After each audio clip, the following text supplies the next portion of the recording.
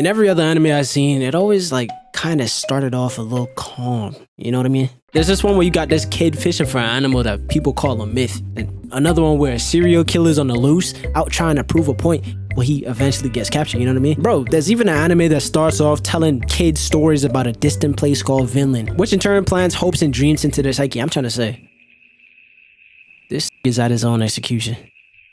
And he's winning, bro. Let's not get it confused with isekai where the main character dies and gets sent to another world. This ain't no, on a Sunday afternoon, I slipped and fell on a croissant because a woman looked my way. Now I have magic powers ass anime. Hell nah. This is Gabimaru. He claims he can't die, but in reality, he just won't die. Keep that in mind. He's being interviewed by this woman named Sagiri, and it turns out that the reason that his body can withstand all these trials is because as a kid, he went through some crazy training in his village. One of the products of surviving his training though was that he would be able to use ninjutsu. Remember that too. The fact that this man is being tried indefinitely, all while having the ability to put his head in his ass, and then put his head also in his ass at the same time, at any given point, but he doesn't? That's a little scary, bro. And by the way, this anime is based in the Edo time period. This means that all executions was carried out by a shogunate. Shogunate? I don't know how to pronounce that, bro. Execution attempt number 2. They tried to burn him at the stake. Now, I don't really want to get into the technicalities of being burnt at the stake, but all I'm trying to tell you is, you don't burn to death when they light you up, bro. So before they spark up, as a form of mercy, they would poke you first. None of that worked, bro. Attempt number 3. I don't know what twisted and demented person came up with this method, but they tied ropes to each of Gabimaru's leg, and the other end was tied to bulls in opposite directions. I think we can all imagine what's about to happen. Of course he yanked these 1,000+ pound beasts and knocked them over.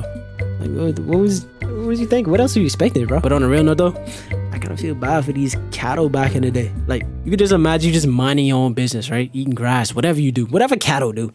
And some people just jump out of the bushes and attack you, take you on. Now you gotta work the rest of your life with no pay. That shit sound kind of familiar, hold on. Sigurd picks his brain for a little bit and asks Gabimaru why he resisted. Turns out that he got captured in the first place because he tried to escape his village because of his wife. In his hometown, this was considered desertion, so, you know, that's a big no-no for ninjas. Or shinobi? I don't know what he is, bro. So the next day, they tried a different method. Someone had the fantastic idea to not only try to burn the shit out of him again, but also, you know what? Let's throw a little bit of oil in there, bro. Now remember, I said this is the Edo time period. They are not equipped to be playing around like this. Apparently for this to work, they would have to have a cauldron to put the prisoner on the inside of, and then they would, you know, fill it up with oil and eventually light it up. With the oil being so hard, the cauldrons literally can't take the degree of heat that it has, so it breaks and takes out a couple of executioners that the chief had with him.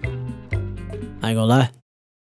If I was this obese looking machon, I would be auspiciously furious as well, bro. Sigurd and this guy was walking somewhere and they started talking about how dangerous Gabimaru really is.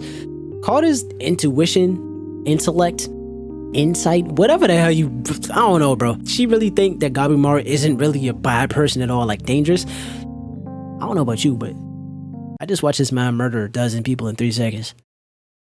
What the f is she talking about? So the next day rolls by and, you know, the chief and his goonies were escorting Gabimaru to what the chief thought was his last execution. Look at him with that dumb, stupid, big ass smile on his face. He don't know this is a main character. So the doors swing open. Oh, would you look at that?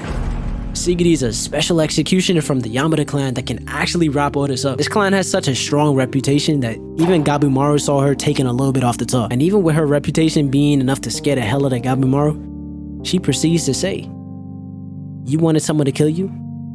I'm here to grant your wish." What the f***, bro? This plan need to go for it. Gabimaru breaks out of his handcuffs, but Sigurd is already behind him, ready to strike. He dodges, but look at the acrobatics on this young fella, bro. That's how I really be moving for the simplest of tasks, bro. You say you wanted something from the fridge real quick? Let me just double backflip into a front flip 540 real quick. I ain't gonna lie to you, I didn't even know what a front flip 540 was until today. But since he could have sworn up and down that he didn't really want to live anymore, Sigurd was just a little bit confused. So she asked why he dodged if he really wanted to die so bad, and then went for another attack. Bro, this whole time, this woman had us thinking that she was on to something, bro, making herself sound like Batman or something. She had a cheat sheet. She knew that he didn't really want to die because he has a wife. You know how? You know how she know? She spoke to her herself. So that means that he only made it seem like he left his village to get away from his wife because she was making him soft. Bro, I can't be the only one who think that Gabimaru's wife got hit in the head with a hot pee-pee, bro. He snags a sword and clashes with Sigrid. So they're fighting and he's steadily trying to convince himself that he's Gabimaru the Hollow. Then as soon as he was about to let loose, Sigrid pulls out this pardon from the shogunate himself. Apparently, this pardon protects him from all the police of that era and some random shinobi too, but he would need to do something to receive it. He has to go to this place called Hell's Paradise, home to the elixir of life, and retrieve it.